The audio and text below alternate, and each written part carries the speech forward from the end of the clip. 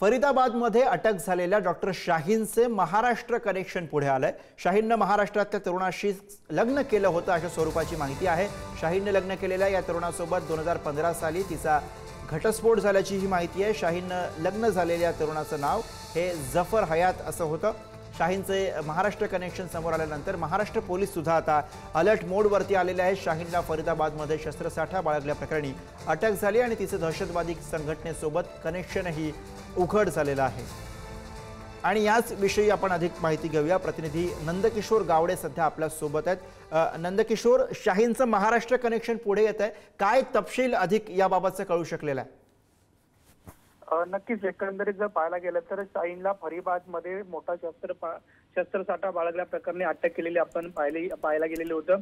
तिचं नाव दहशतवादी संघटनेसोबत सुद्धा जोडलं जात होतं। तिचं कनेक्शन सुद्धा जे आहे ते उघड झालेलं होतं आणि याच फरीदाबादमध्ये अटक झालेल्या डॉक्टर शाहीनचे जे महाराष्ट्र कनेक्शन आहे ते आता कुठेतरी समोर येत असलेलं आपल्याला पाहायला मिळते।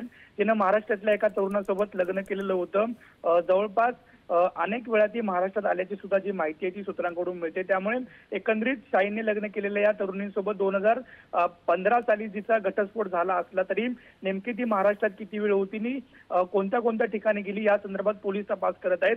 शाहीनचे लग्न झालेल्या तरुणाचे नाव आहे जफर हयात आणि या दोघांचा सुद्धा 2015 मध्ये जो घटस्फोट आहे तो झालेला आपल्याला पाहायला मिळतोय। मात्र या शाहीनचे महाराष्ट्र कनेक्शन समोर आल्यानंतर आता जे पोलीस सुद्धा आहेत ते सुद्धा अलर्ट मोडवरती आलेले आपल्याला पाहायला मिळत आहेत। प्रत्येक ठिकाणी खरं तर कालपासूनच जर पाहायला गेलं तर अलर्ट मोडवरती आहेत। प्रत्येक ठिकाणी वेगवेगळे जे तपासणी आहेत त्या पोलिसांकडून केल्या जात आहेत। मात्र आगामी काळात ज्या मुलासोबत जफर हयात या तरुणासोबत लग्न झालेलं होतं त्या तरुणाची सुद्धा या संदर्भात चौकशी होण्याची शक्यता आहे।